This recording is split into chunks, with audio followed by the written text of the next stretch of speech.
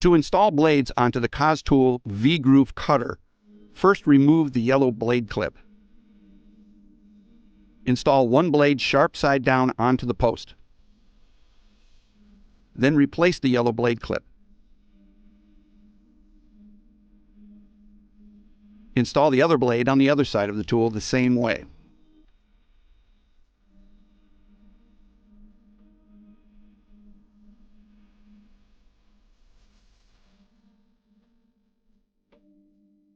Find extra blade storage on the back of the tool.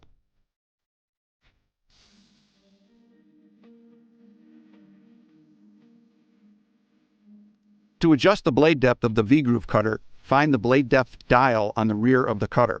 Turning this dial either direction will increase or decrease the depth of the V-groove. Note that the scale is both in millimeter and inch. The COS-Tool V-Groove Cutter must be used with the COS-Tool Channel Rail.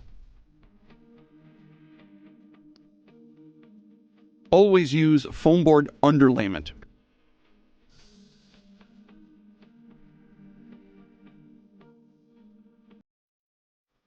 Use a marking tool to draw a line indicating where the V-groove will be.